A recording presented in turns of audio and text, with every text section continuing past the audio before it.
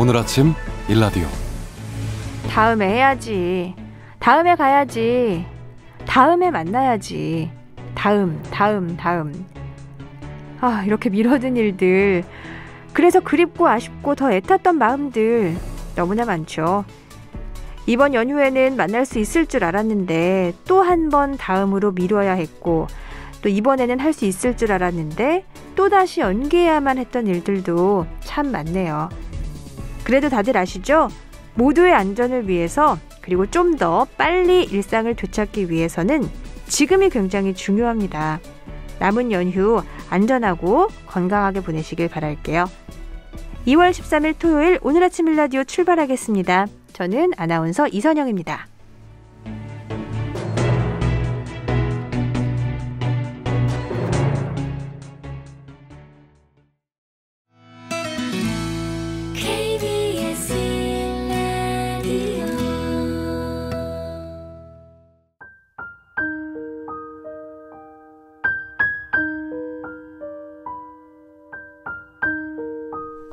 제비꽃에 대하여 안도현.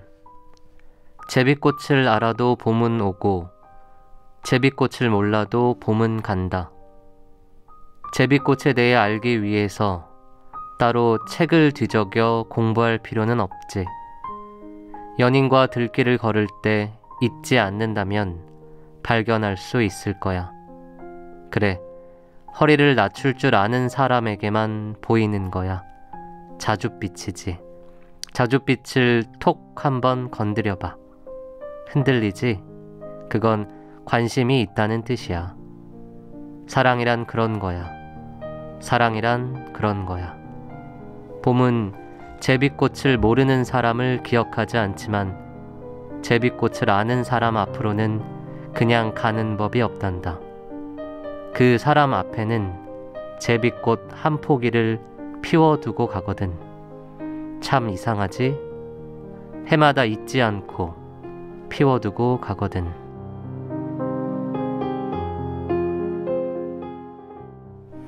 나의 작은 식물원, 멋진 낭독으로 문을 열어준 김현 시인과 함께합니다. 어서 오세요. 네, 안녕하세요. 새해 복 많이 받으세요. 새해 복 많이 받으세요. 네. 아우, 많이 받았네요.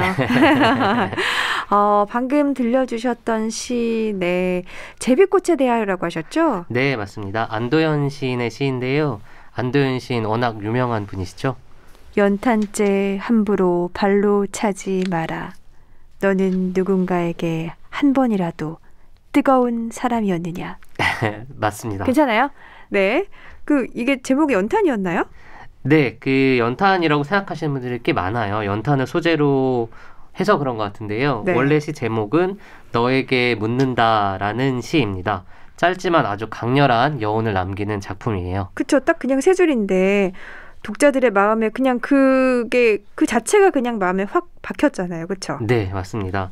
안도현 시인은 경북 예천 출생이고요. 1981년도에 대구 매일신문 신춘문예에 낙동강이라고 하는 작품이 당선되어서 등단을 했습니다. 보편성을 지닌 시어로 맑은 서정을 담아내고 동시에 사회의 현실을 섬세한 감수성으로 그려내는 시인으로 평가받고 있습니다. 우리에겐 어른들을 위한 동화죠. 연어라고 하는 작품으로 잘 알려져 있습니다. 그렇군요. 조금 전에 낭독해 주셨던 제비꽃에 대하여도 시어들이 좀 서정적이기도 하고 첫사랑이랑은 좀 느낌이 다른데 그런 이렇게 살짝 스쳐가는 그런 애잔한 어떤 느낌. 근데 시작도 못하고 끝도 못 낼 것 같은 그런 맞아요. 지나가는 그런 사랑의 느낌이 딱 있어가지고 제비꽃이 좀 그런 느낌인가? 그런 라는 느낌이에요. 생각도. 저도 제비꽃 하면 네. 약간 못 이룬 것 같은 네. 그런 느낌이 좀. 첫사랑이랑은 다르잖아요. 첫사랑은 막 뜨겁고 막 못 이룬 게 막 아프고 이런데 제비꽃은 애잔한 사랑해서 보내주는 것 같은. 그리고 뭐 사랑에서는 안 될 상황이었던지 안 될 것 같은. 뭐랄까 살짝 슬픈 느낌이 있네요. 네, 맞아요. 네. 그런 서정적인 느낌이 있고 이 시를 들으면 이렇게 약간 눈앞에 제비꽃이 좀 살랑거리기도 하는 것 같은데요. 제비꽃이 봄이면 산이나 들에서 흔히 볼 수 있는 자연물이에요. 그 자연물을 가지고 사랑이라고 하는 아주 관념적인 감정을 구체적으로 포착해내고 있는 시인데요. 허리를 낮추는 사람만이 꽃을 볼 수 있다는 말 속에 허리를 낮추는 사람만이 사랑을 발견할 수 있다는 진리를 전달하고 있습니다. 또한 사랑은 늘 새롭게, 봄이 오고 꽃이 피듯이 늘 새롭게 사랑은 피어난다고 얘기하고 있어요. 그렇죠. 아, 늘 새롭게 피어날 수 있을 때 많이 피우셨으면 좋겠습니다. 네.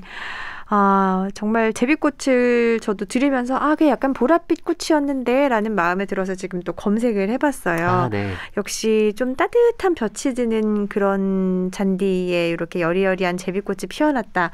그럼 정말 봄이었구나 라는 생각이 들었던 기억이 나네요. 맞습니다. 그 제비꽃이 봄의 전령사라고 불리는 꽃이에요. 그래서 봄날 그 우리나라 산과 들에 가장 흔하게 피는 꽃이기도 하고요. 제비꽃이라고 하는 이름은 강남 갔던 제비가 돌아올 무렵에 피는 꽃이라서 붙여진 것이라고 하는데요.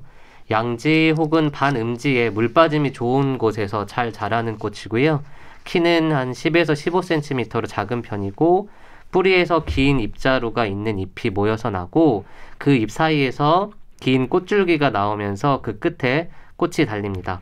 꽃은 보라색도 있고 짙은 자색 그리고 흰색 등으로 굉장히 다양하고요.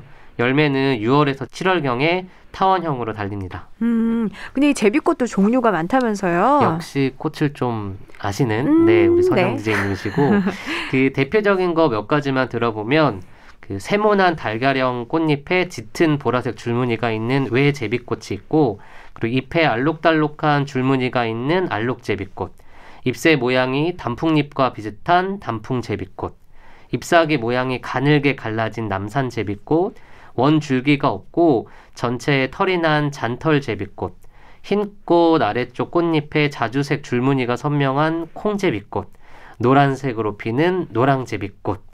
네, 이렇게만 봐도 정말 종류가 많죠. 그러네요. 우리가 생각하는 제비꽃은 보랏빛, 외제비꽃, 남산제비꽃은 하얗게. 네, 맞아요. 하얀색. 네. 화형이 여리여리하면서 앙증맞으면서도 또 눈이 약간 살포시 이렇게 뿌려져 있는 듯한.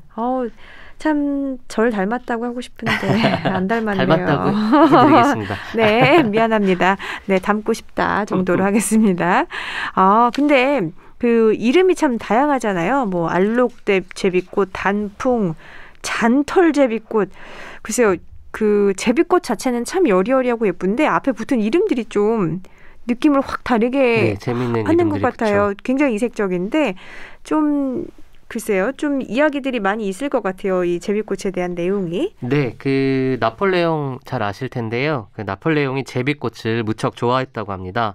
젊을 때는 제비꽃 소대장으로 불릴 만큼 제비꽃을 좋아했는데요. 그 동지를 확인하는 표식으로 제비꽃을 사용하기도 했다고 하고요.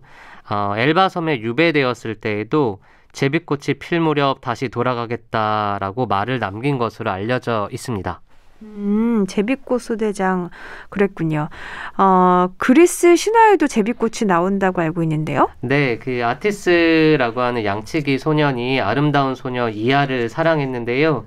비너스가 이들의 사랑을 좀 못마땅하게 여겨가지고 큐피트에게 시켜가지고 사랑의 화살을 이하에게 쏘게 하고 아티스에게는 사랑을 잊게 하는 화살을 쏘게 했다고 해요. 그래서 그 후에 아티스는 이하를 모르는 척하게 되고 이하는 그게 너무 슬퍼가지고 점점 야위어 가다가 결국에는 세상을 떠나고 말았는데요. 비너스가 바로 그 이하를 작은 꽃이 되게 했는데 그 꽃이 바로 제비꽃입니다. 병 주고 약 주는 것도 아니고 이게 뭐 하는데 그렇죠. 네, 제비꽃에 대해서 그런 이제 이야기를 듣고 나니까 약간 앙증맞고 우아하고 여리여리한 꽃이라고 생각을 했는데 우리가 처음 나눴던 얘기처럼 좀 묘하게 애잔한 그런 슬픈 사랑이 깃든 느낌이 있네요. 네, 쓸쓸한 기운이 조금 있죠. 네. 참 슬프다. 갑자기. 네.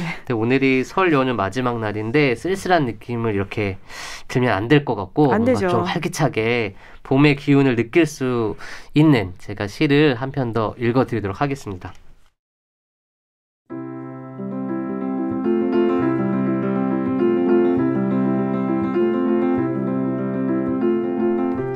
두근거려 보니 알겠다. 반칠환. 봄이 꽃나무를 열어 젖힌 게 아니라 두근거리는 가슴이 봄을 열어 젖혔구나. 봄바람 불고 또 불어도 삭정이 가슴에서 꽃을 꺼낼 수 없는 건 두근거림이 없기 때문. 두근거려 보니 알겠다.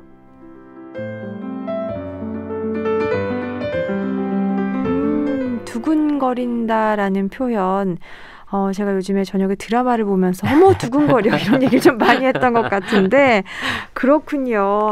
봄이 오는 것도 두근거릴 수 있죠. 네, 맞습니다. 잊고 있었습니다. 그럼 모두의 가슴이 좀 이렇게 두근두근 거려야 좀 봄이 오겠네요. 네, 그 두근거려 보니 알겠다라는 말에 참 많은 의미가 담겨 있는데요. 이선영 아나운서 지금 TV를 보면서 두근거리는 마음을 네. 경험했다고 하시는데 진짜 두근거렸던 거는 네. 한 7년 전이었던 것 같아요. 7년 전에. 네, 제가 첫사랑 남편과 점점점. 거기까지. 네. 네, 사실 요즘에 두근거릴 일이 많지가 않잖아요. 사회적으로 상황이 좀 안 좋다 보니까 오히려 가슴이 좀 철렁하는 순간들을 더 많이 경험하게 되는데 우리 모두가 다시 좀 설레는 가슴, 그러니까 설렘으로 가슴이 두근거리고 뭐든 해보고 싶다는 의지가 샘솟고 그럴 수 있는 날이 빨리 왔으면 좋겠습니다. 그 두근거리는 가슴이 봄을 열어 젖힌다고 말하는 시처럼 돌아오는 봄에는 저희가 비록 답답하게 마스크를 쓰고 있어도 사람들과 거리를 두고 있어야 해도 가슴이 두근거리는 일을 애써서 만들어 볼 필요도 있을 것 같아요. 그래요. 오늘 소개해 주셨던 제비꽃처럼 그런 생기를 전해주는 식물들을 서로 간에 좀 선물을 해보는 것도 어떤 두근거림을 전달할 수 있는 그런 방법이 될 것 같기도 하고요. 네. 겨울을 지내고 이제 꽃을 피워낸 그 모습을 이렇게 보면서 그냥 그 자체가 너무 예쁘기도 하고 어떻게 저렇게 작은 꽃이 겨울을 이겨내고 피었을까 좀 여러 가지 생각이 들기도 하고 네, 그러면서 또 드라마 보면서 두근거리기도 하고 그런 봄이 오고 있는 것 같아요. 네, 맞습니다. 겨울을 이겨내고 이렇게 피는 봄꽃 같은 거 보고 있으면 정말 그런 생각 들 텐데요. 그 꽃을 보면서 생각에 잠기는 사람 얘기를 해주시니까 삼색 제비꽃이 떠오르는데요. 이 삼색 제비꽃은 유럽에서 개량된 꽃인데요. 꽃 빛깔이 3가지 색을 나타내는 것이 특징입니다. 원종은 유럽 산악지대로부터 북극까지 널리 분포하고 있고요. 우리말의 삼색 제비꽃은 화려한 삼색의 꽃빛깔을 나타내는 제비꽃 종류를 뜻합니다. 영명으로는 펜지라고 부르는데요. 이 3가지 빛깔의 꽃이 마치 생각에 잠긴 사람의 얼굴과 같이 보인다고 해서 붙여진 이름입니다.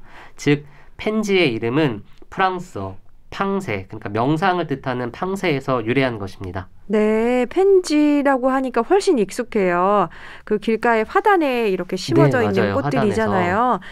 정말 이 삼색 제비꽃을 들여다보면 명상에 잠길 수밖에 없는 게 이게 무슨 색깔이라고 해야 되지? 굉장히 오묘한 느낌이 나게 해가지고 보라색이랑 노란색은 사실 그 색상관에서 좀 반대쪽에 있는 개념이라 꽃을 할 때 예를 들어서 보라색을 80% 넣었으면 노란색은 한 20% 정도 넣어야지 네. 이게 비율이 맞다고 생각을 하거든요. 네네네. 근데 이게 막 절반씩 섞이면 이거 뭐지라는 화려한 생각이 들어요. 근데 이 펜지가 제가 생각한 그 느낌으로 보랏빛이 돋은데 약간 흰빛이 좀 차가운 보라색에 가까운 흰빛이고 노란빛이 살짝 들어간 게 참 오묘하게 그 비율을 맞습니다. 잘 맞춘 것 같아요. 검색을 해서 한번 보시면 정말 저희가 지금 이렇게 대화하고 있는 게 진짜 이런 느낌이구나라고 아실 텐데요.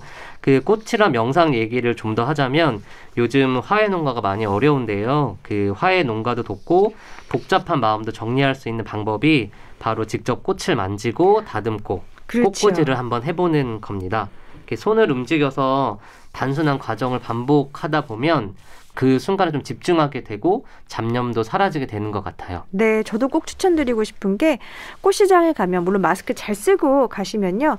저는 꽃을 고를 때 꽃의 종류를 알아도 1시간 넘게 걸려요. 그렇죠. 네, 왜냐하면 제가 이제 메인으로 생각한 꽃과 가장 잘 어울리는 꽃을 생각을 하고 갔지만 거기 가서 이 꽃 저 꽃이랑 대보면서 머릿속으로 이제 그림을 계속 그리면서 하는 그 과정 자체가 힐링이 되기도 하고 정말 딴 생각이 안 들거든요. 네. 저는 꽃시장을 한 번도 안 가봤는데 저랑 갈래요? 네, 말씀 듣다 보니까 이렇게 좀 코로나 단계가 낮아지면 그런 꽃시장에 한번 들려보는 것도 좋을 것 같다는 생각이 드네요. 네, 정말 좋습니다. 추천드리고 싶습니다. 맞습니다. 네.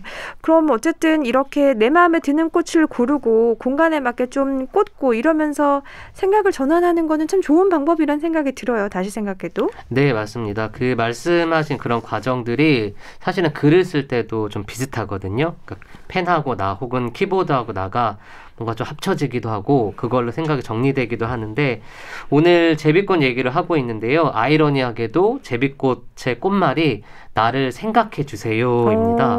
그 생각을 정리를 하다 보면 우리가 잊고 있었거나 아니면 뭔가 좀 기억해야 했는데 놓치고 있었던 사람 같은 것들이 다시금 생각나게 되는 것 같아요. 그래서 이제 곧 산과 들에 제비꽃이 지천인 계절이 올 텐데요.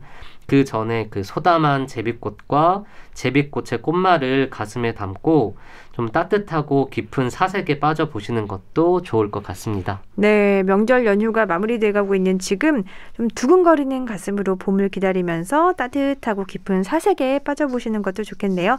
나의 작은 식물원 김현 시인과 함께했습니다. 고맙습니다. 네, 고맙습니다.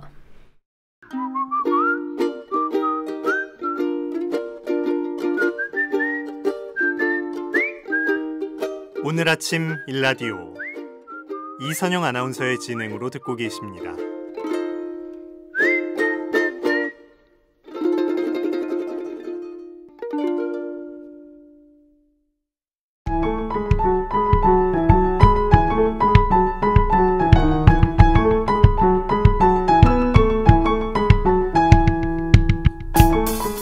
누군가 새해 소망을 물어본다면 올해는 우리 농촌 소식을 전할 때 기분 좋은 소식을 더 많이 전하고 싶다라고 얘기하고 싶습니다.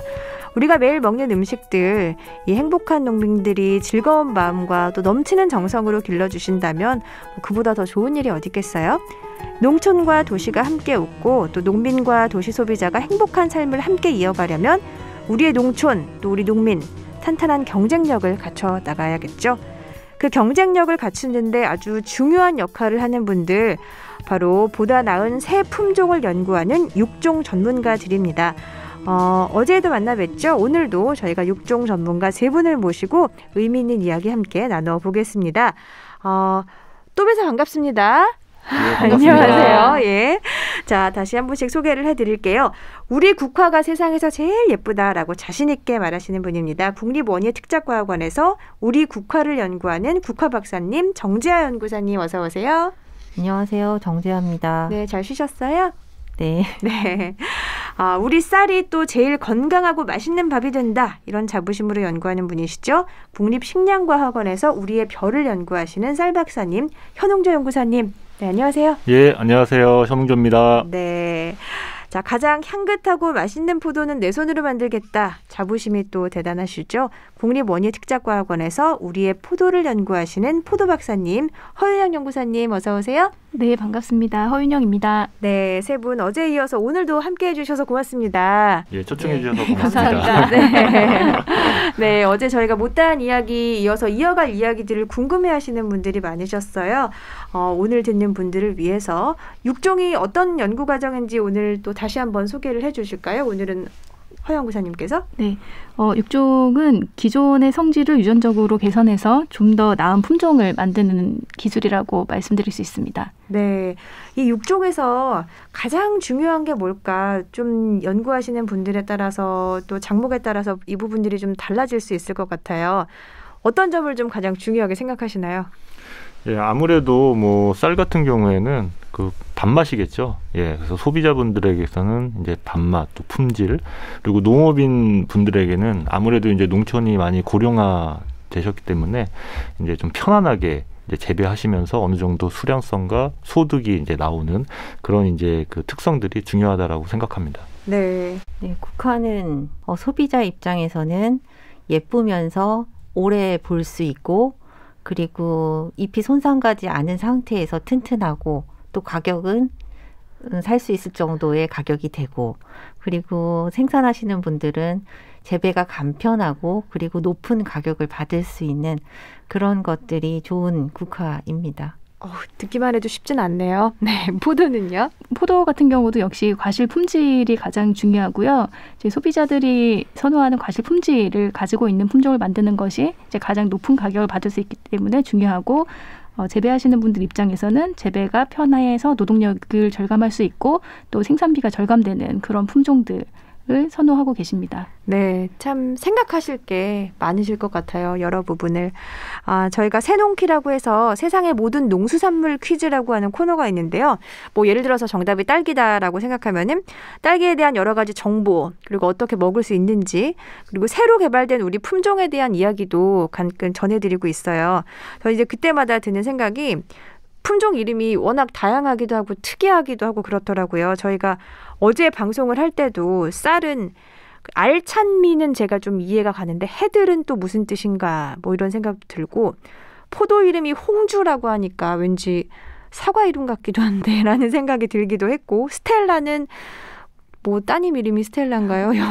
왜 스텔라인가 이런 생각이 들었고 국화는 또 백강이라고 하니까 오히려 저는 쌀 이름 같다는 생각도 들었거든요. 그리고 피치팡팡은 이름만 들어도 무슨 색인지 무슨 국화인지 느낌이 온다라는 생각도 들고 품종을 개발하는 것도 개발하는 거지만 이제 완성됐을 때 소비자의 마음을 확 흔들 수 있는 그런 이름을 정하는 게 진짜 중요할 것 같아요. 품종 이름은 어느 단계에서 이제 결정이 되나요? 예, 사람의 경우에는 이제 태어나자마자 저희가 아기 이름을 이렇게 짓고 뭐 태명도 짓고 이렇게 하지 뭐라고 않습니까? 지으셨어요, 태명을? 예, 저 사랑이라고 지었습니다. 네. 네, 이렇게 하는데 이제 품종인 경우에는 어떤 특성을 저희가 처음 단계에서는 잘 알지를 못하거든요. 그냥 예측만 할 뿐이죠. 그래서 이제 보통은 교배 후에 한 10년에서 12년 정도 지난 다음에 이제 지역 적응 시험 단계를 거칩니다. 그래서 마지막 연차인 이제 3년차에서 어느 정도 그 정도 됐으면 이 품종에 어떤 특징이 있다라는 거를 이제 알고 있잖아요. 그 단계에서 이제 그 특성에 맞는 이제 후보 명칭을 정해서 이제 신품종 성정 심의회에서 이제 심의위원들이 그 명칭을 결정을 하게 됩니다. 그럼 해들은 왜 해들인가요? 예, 해들은 사실 이제 제가 지은 이름이 아니고요. 저희가 이제 수요자 참여형 벼 품종 개발이라는 이제 프로그램이 있거든요. 그래서 그 의미가 예전에는 저희가 이제 육종가가 모든 거를 다 이렇게 좌지우지하는 이런 결정, 권한적인 어떻게 그렇게 이제 벼 품종을 육종을 했다면 지금은 이제 뭐 소비자분들 또 뭐 RPC 하시는 분들 또 농업인분들 이런 분들하고 다 같이 참여를 해서 이제 합니다. 그래서 그분들이 같이 이제 이름도 요런 이름을 지었으면 좋겠다라고 이제 공모를 통해서 이제 지은 이름입니다. 그래서 해 같은 경우는 이제 우리 벼를 키우는 그런 해를 갖다가 이제 의미를 하고요. 그다음에 들은 벼가 이렇게 자라는 우리 뜰이라고 이렇게 많이 얘기를 하잖아요. 저도 그 정도 의미는 예, 생각했습니다. 고맙습니다. 예, 죄송합니다. 예. 그래서 그렇게 그런 의미로 이제 해들이라고 이렇게 짓게 되었습니다. 이름 참 예쁜데 궁금했어요. 네, 국화는 어떤가요? 국화도 역시 그 특성 검정을 통해서 신품종 심의회 때 이제 제가 한 2-3종의 후보 이름을 제시하면 심의회를 통해서 품종명이 결정이 됩니다.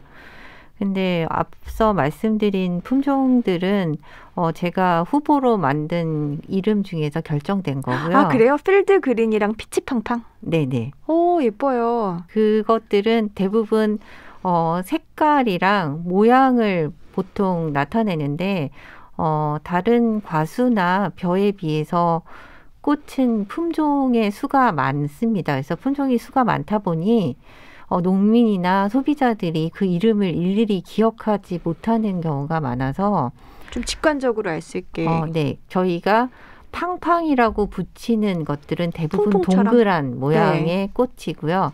그리고 뭐 필드 그린이라든지 그런 것들은 대부분 호꽃 타입의 소형의 좀 납작하게 위가 그렇죠? 예, 그런 것들을 하기 때문에 대부분 그 형태가 비슷한 것들끼리 이름이 모일 수 있는 형태로 시리즈 형태의 이름을 많이 짓고 있습니다. 플로리스트 여러분들이 듣고 계시다면 팡팡도 많이 애용해 주시기 바랍니다. 네, 포도는 어떤가요? 포도 이름이 홍주는 그래요. 그럴 수 있는데 스텔라는 네. 누가 스텔라였죠?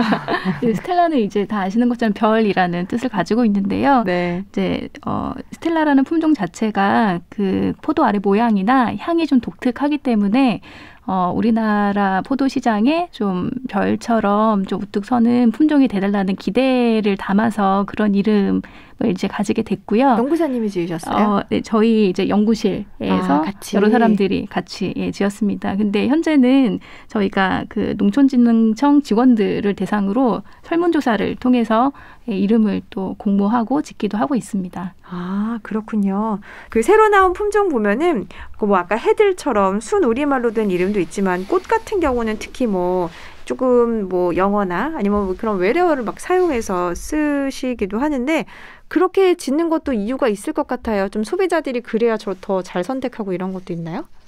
꽃은 우리 품종을 갖고 우리 품종을 보급하기 시작한 것도 2000년 이후이기 때문에 외국 품종이 무조건 좋다라고 생각하는 그런 인식들이 많아서 한글 이름을 보면 박스를 뜯어보지도 않고 얘는 더 안 좋을 것이다라는 그런 사고방식이 많이 있어가지고 그런 것들에 대해서 처음에 보급할 때 문제점이 많이 있었습니다.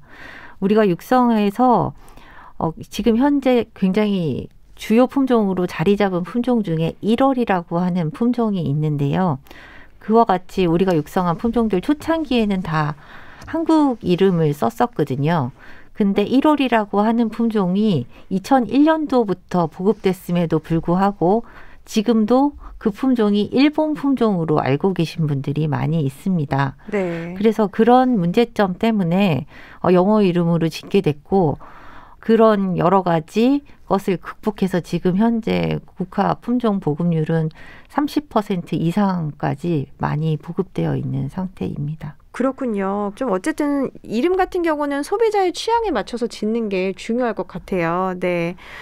코로나19로 인해서 우리가 생활에 정말 많은 변화를 가져오고 또 사회 전반이 어려움을 겪고 있지만 특히 농업 분야의 어려움이 정말 만만치 않습니다. 계속적으로 이런 어려움은 커지고 있고요. 특히 뭐 화훼농가 같은 경우는 정말 작년부터 모든 행사가 다 취소가 되면서 정말 말로 할 수 없을 만큼 좀 어려움을 겪고 계시다 들었어요. 뭐 장미 같은 경우는 그냥 뭐 수확을 포기하시는 분들도 계시고 연구하시는 분으로서도 고민이 많으실 것 같아요. 실제적으로 거래되는 양 자체가 굉장히 많이 줄었고 양이 줄었음에도 불구하고 단가의 하락이 굉장히 많이 있습니다. 그래서 이게 농민들 같은 경우에는 팔지 못하고 버리는 경우도 많고 안타깝지만 제가 어떻게 해결할 수 있는 방법이 없어서 굉장히 안타까워하고 있습니다. 하지만 이제 전 세계적인 현상이라서 뭐 수출도 자유롭지 않고 그렇지만 단지 새로운 판매 시장이 생기고 있는 것은 사실인 것 같고요. 꽃 배달이라든지 아니면은 본인을 위해서 전자상거래를 통해서 구입한다라든지 하는 그런 새로운 소비 시장은 생겨나고 있는 것 같고 그런 것들에 대해서 앞으로 대비를 해서 소비 활성화 방안도 마련해야 될 것으로 생각이 듭니다. 네, 꽃을 좀 더 많이 소비할 수 있게 저도 화훼인의 한 사람으로서 더 노력을 할 겁니다. 웃으시네요. 네. 사실 저도 그 꽃시장을 진짜 저는 그래도 한 달에 2-3번은 가거든요. 근데 가서 보면은 이제 자주 보는 분들은 뭐 이거 새로 나왔어라고 보여주기도 하시고 그 농장에서 직접 이제 계약을 해서 그 받으시는 분들은 이렇게 최근에 국산 신품종도 많이 생기고 있는 추세인가요? 어떤가요? 네, 그렇습니다. 국화의 경우에는 기존의 민간에서 육종보다는 국가기관을 중심으로 한 6개 기관에서 공동으로 수행하고 있고요. 2006년도부터 본격적으로 협동해서 과제를 하면서 품종을 개발하고 있는데 그러면서 수준도 많이 올라갔고 품종도 굉장히 많이 개발이 됐습니다. 그러면서 단순히 그냥 국화로 보여지는 품종뿐만 아니라 그 품종의 다양성까지 확보하게 되면서 소비자들의 눈높이까지 같이 올라가게 되기 때문에 좀 더 보지 못하던 모양이나 색깔의 꽃들이 많이 개발되고 있습니다. 네. 그럼 외국산에 비해서 우리 국화가 확실히 좀 다양한 품종 그리고 가격적으로도 소국은 굉장히 가격도 착하잖아요. 경쟁력이 있지 않을까 싶어요. 네, 우리나라가 국화는 보통 다 시설 내에서 재배를 많이 하고 있습니다. 그러다 보니 여름이 더 더워지고 겨울이 더 추워지고 그러면 여름에는 시설이 훨씬 더 덥거든요, 밖보다. 그리고 겨울에는 추워지면 난방비가 훨씬 많이 들기 때문에 그런 다양한 기상에 아무래도 우리나라 땅에서 개발한 품종들의 적응성이 훨씬 더 좋습니다. 그렇군요. 네.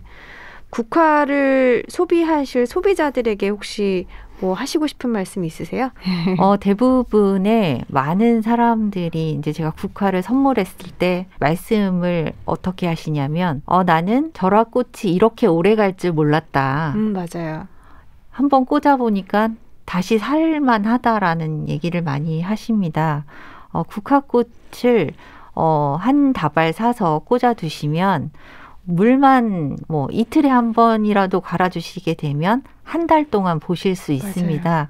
그래서 절화는 금방 시든다라는 생각과 좀 상반되게 국화는 오랫동안 감상하실 수 있고 투자한 것보다 더 많은 행복을 느끼실 수 있을 겁니다. 네. 국화가 좀 대가 단단해서 그런지 줄기가 무르지도 않고 정말 오래 가는 것 같아요. 네. 좀 오래오래 꽃을 즐기고 싶으신 분들은 꼭 국화를 사서 한번 집에다가 분위기를 바꾸는 용으로 사보셨으면 좋겠습니다. 이번에 쌀 얘기도 좀 해볼게요.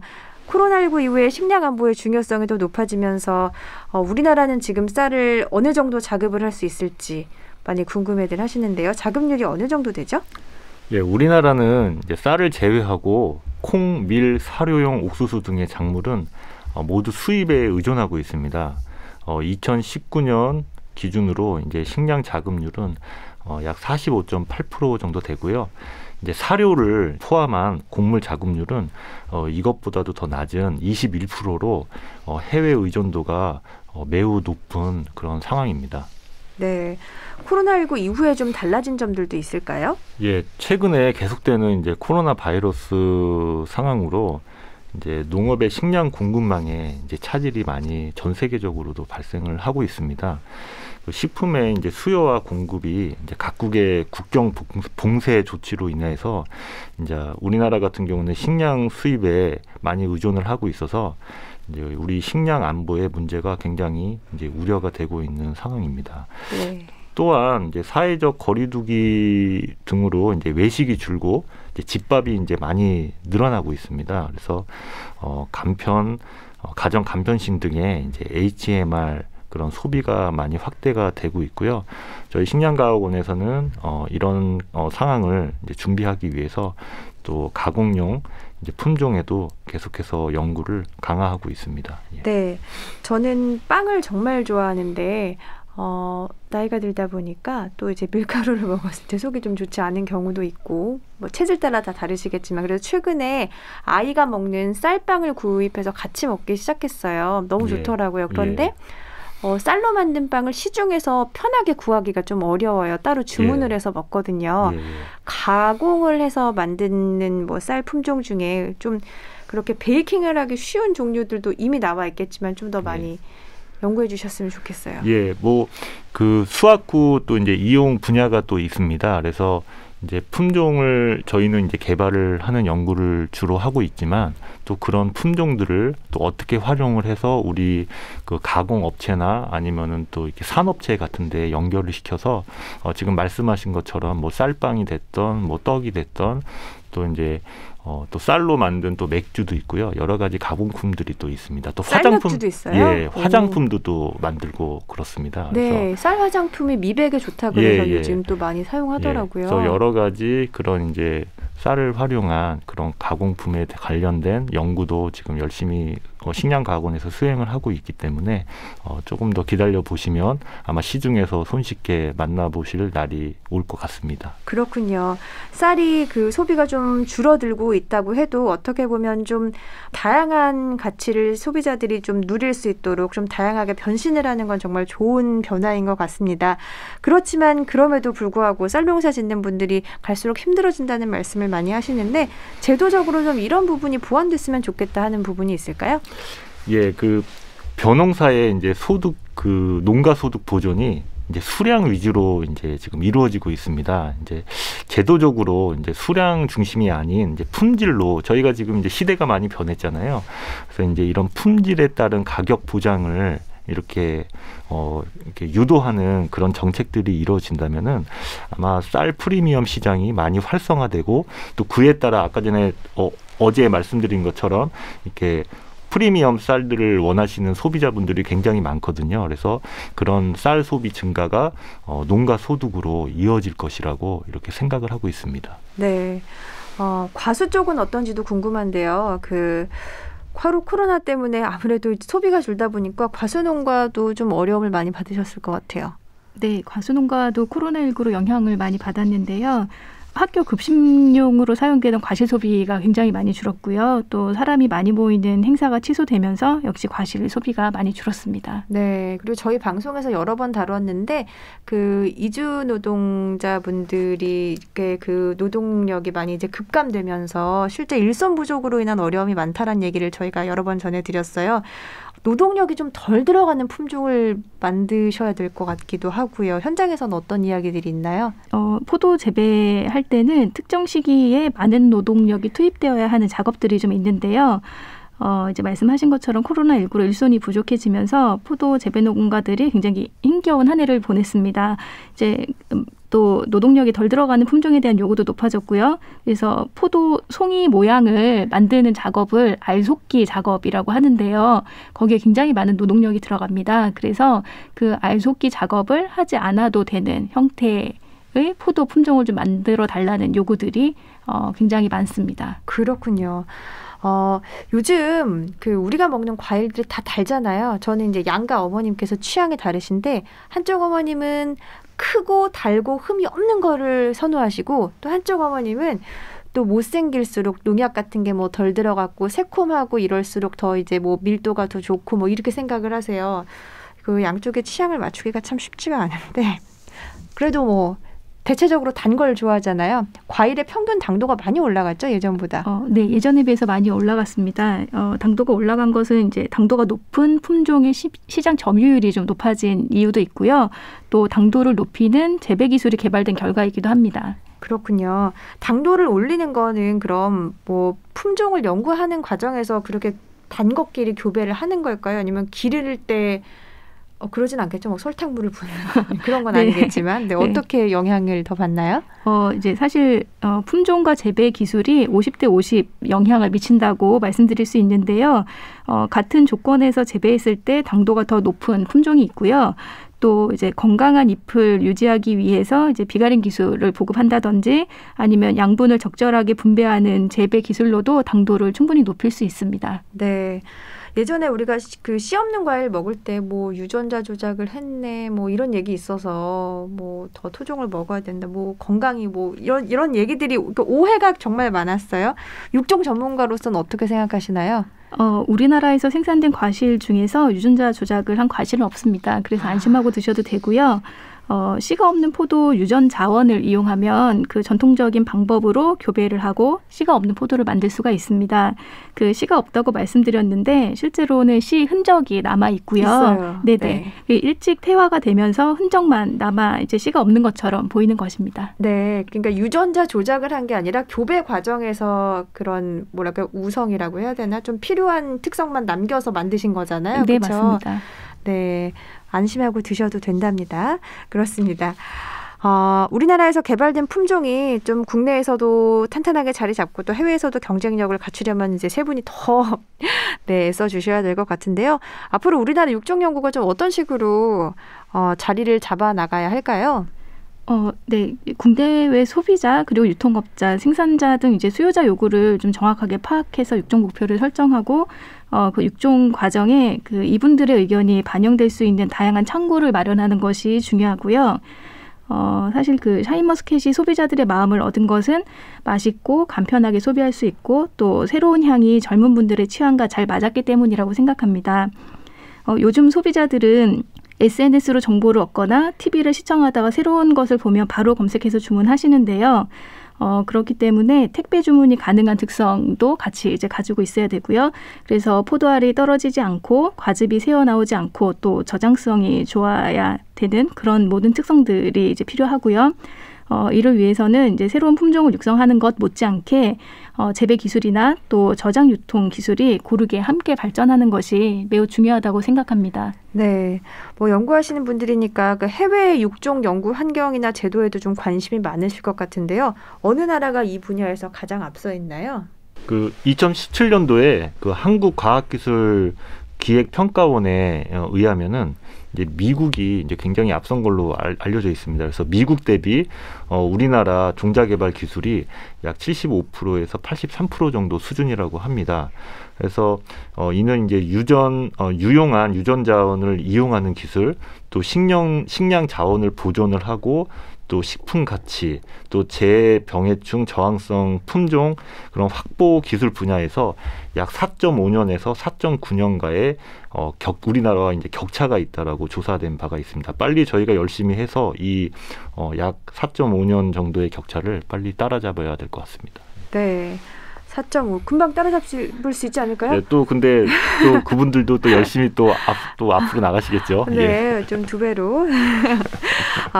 해외 사례를 볼 때 여튼 우리나라 육종 연구가 경쟁력을 갖추기 위해서 지금도 너무 애쓰고 계시지만 좀 더 어떤 노력들이 필요한지, 어떤 환경이 좀 갖춰야 되는지 그런 고민을 하셨을 것 같아요. 사실 이 업계에 얼마나 많은 다양한 경험을 가진 플레이어가 있는가가 그 업계의 경쟁력이라고 생각을 하거든요. 그러다 보니까 좀 더 많은 사람들이 농업에 들어와서 이제 같이 뛰면 좋겠다는 생각을 합니다. 네, 요즘 뭐 청년 농업인들도 많이 있잖아요. 아무래도 이런 신품종 개발이나 이런 작물을 심는 데 더 관심을 많이 가질 것 같아요. 네, 많이 관심을 가지고 계시고요. 새로운 기술이나 품종을 굉장히 빠르게 이제 습득하고 계십니다. 네, 좀 기대를 해보겠습니다. 수많은 품종들이 있었고 또 개발 중에 있고 앞으로도 더 많이 이제 새로 탄생을 할 텐데요. 육종 개발에 있어서 좀 가장 바람직한 방향은 어떤 방향이라고 생각을 하시나요? 좋은 품종이 되기 위해서는 마지막 소비자들이 가장 좋아하는 그런 품질을 가지고 있는 것이 좋겠는데요. 국화의 경우에는 오래 볼 수 있고 색깔이 독특하고 그리고 화형도 특이하고 이런 예쁜 국화를 만들어야 합니다. 그러기 위해서는 처음부터 항상 다시 시작할 수는 없으니까요. 더 나은 그 색깔과 모양을 만들기 위해서는 기본적으로 잘 자라고 그리고 병해충에 강하고 그리고 꽃이 빨리 피는 그런 특성들을 보유하고 있는 우수 집단을 많이 양성을 해서 가지고 있다고 하면 다른 도입할 수 있는 특성들을 도입을 해서 좀 더 빠른 시간에 새로운 품종을 만들 수 있기 때문에 그런 품종을 만들 수 있는 자원을 많이 확보를 하고 그리고 그것을 시스템적으로 평가해주고 특성을 평가하고 시장성을 평가할 수 있는 그런 육종 시스템을 잘 갖춰서 그 육종 기반을 구축하는 것이 필요하다고 생각합니다. 네, 연구하시는 분들이니까 아무래도 단순히 수치만 생각하시는 게 아니라 숫자 너머에 있는 가치도 생각하시고 또 이렇게 새로운 의견을 들었을 때 좀 열린 사고로 수용하시고 그런 마음가짐이 다 있으실 것 같아요. 육종 전문가로서의 최종 목표 간단하게 들어보겠습니다. 국내에서 재배되고 있는 지금 우리 이제 외래벼가 있거든요. 그래서 외래벼를 이제 23년까지 1만 헥타 이하로 이제 축소하는 목표로 지금 농식품부에서도 이제 정책을 내놓고 있습니다. 그래서 저희가 이런 정책에 조금이나마 보탬이 되고자 이제 쌀 주권을 이제 회복하는 그런 것을 이제 목표로 하고 있고요. 조금 더 나아가서는 이제 세계적으로 이제 지금 통일벼가 우리 그 식량 자급률을 잃었던 것처럼 이렇게 그 세계적으로 많은 기아에 어려움이 있는 그런 국가들이 많이 있거든요. 뭐 사막에서 아프리카까지 지구촌의 그 기아 문제를 해결하는데 기여를 하고 싶습니다. 네. 국화는 화훼 품종으로서 굉장히 다양한 품종들이 유통되고 있고 재배되고 있습니다. 하지만 우리 품종으로서 1년 내내 재배했을 때 그리고 소비했을 때 문제가 되지 않게 우리 품종으로 연중 재배할 수 있는 시스템을 갖게 하고 그렇게 된다면 우리 품종이 해외에서 재배가 되거나 수출되거나 했을 때에도 경쟁력을 가질 수 있을 것이라고 판단이 됩니다. 네. 네, 소비자가 다시 찾는 품종, 또 생산자가 돈 버는 품종을 개발하는 것이 육종가로서의 제 꿈입니다. 네, 정말 세 분의 꿈을 이루시면 농민들의 꿈도 우리 소비자들의 꿈까지 함께 이루어지는 게 아닌가 싶은데요. 네, 세 분 오늘과 또 어제 이틀 동안 흥미롭고 또 우리가 꼭 알아야만 될 이야기들 많이 들려주셔서 고맙습니다. 앞으로도 농민과 소비자들을 위해서 더 많이 애써주시기 바랍니다. 국립원예특작과학원의 허윤영 연구사님, 정재하 연구사님, 국립식량과학원의 현홍조 연구사님 세 분 정말 고맙습니다. 감사합니다. 고맙습니다. 네, 저도 여기서 인사드리겠습니다. 이번 설 연휴 무엇보다 안전이 가장 중요하다는 거 잊지 마시고요. 안전하고 건강한 연휴 즐겁게 보내시기 바랍니다. 지금까지 아나운서 이선영이었습니다. 고맙습니다.